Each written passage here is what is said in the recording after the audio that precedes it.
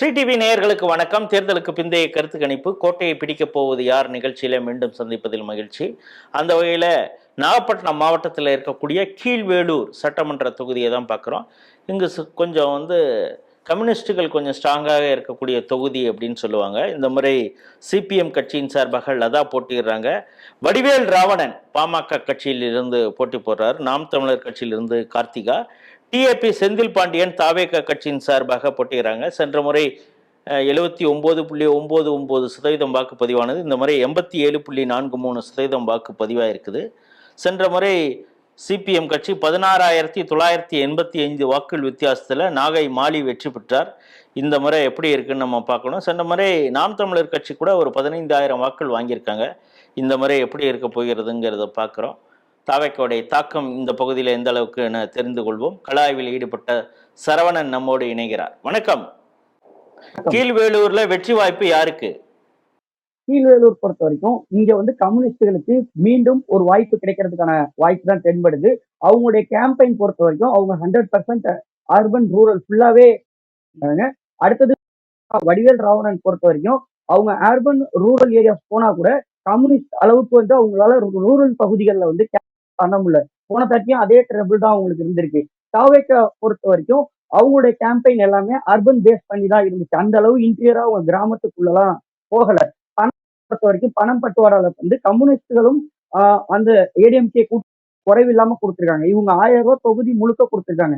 இவங்க பொறுத்த வரைக்கும் இவங்களுக்கு எந்த ஓட்டெல்லாம் கிடைக்குமோ அந்த பகுதிகளில் மட்டும்தான் இவங்க அந்த 500 rupees அப்படிங்கிறத கொடுத்துருக்காங்க. மேலும் இந்த தொகுதியில பிரதானமா ஷெட்யூல் கம்யூனிட்டி ஆதி திராவிடர்கள் அவங்க 60% இருக்கிறதுக்கான வாய்ப்பு இருக்கு. அதே மாதிரி வன்னியர்கள் இருக்காங்க, யாதவர்கள் இருக்காங்க, பாக்கி எல்லாருமே மிச்சம் இருக்கிற 40% தான் அவங்க இது பண்றாங்க.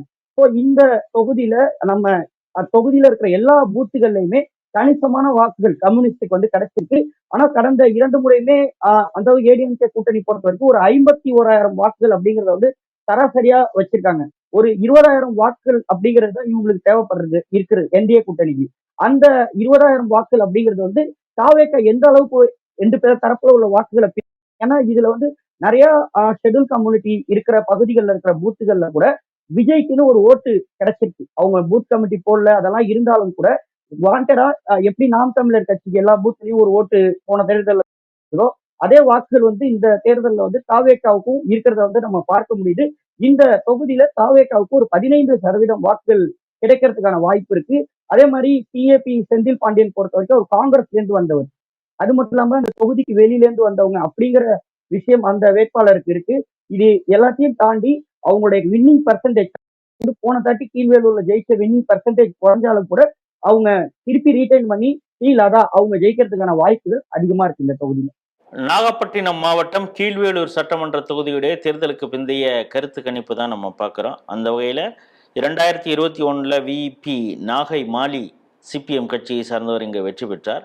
இது பட்டியல் சமூகம் அதிகமாக இருக்கக்கூடிய ஒரு தொகுதி. வடிவேல் ராவணன் சென்ற முறையும் 51,003 வாக்குகளை வாங்கினார். கிட்டத்தட்ட 35.89%. பொதுவாக இங்கே அதிமுக கூட்டணியில் இங்கே பாமக போட்டியிடுனா அவங்களுக்கு ஒரு சராசரியாக 50,000 வாக்குகள் அவங்களுக்குன்னு இருக்குது. கம்யூனிஸ்டுகள் இங்கே பட்டியல் சமுதாயத்தின் மக்கள் இருந்தால் அந்த ஓட்டு அதிகமாக அவங்களுக்கு கிடைச்சிட்ருக்கு. இந்த முறை புது ஒரு என்ட்ரியாக தாவேக்கா வந்திருக்குது. இங்கே 15% வரைக்கும் வாக்குகள் வாங்குவாங்க. அவங்க பட்டியல் சமுதாயத்துடைய வாக்குகளை அதிக அளவு ஓரளவு பிரித்தாங்கன்னா அது எப்படின்னு பார்க்கணும். ஒரு கடும் போட்டியாக அமைவதற்கு வாய்ப்பு இருக்கிறது.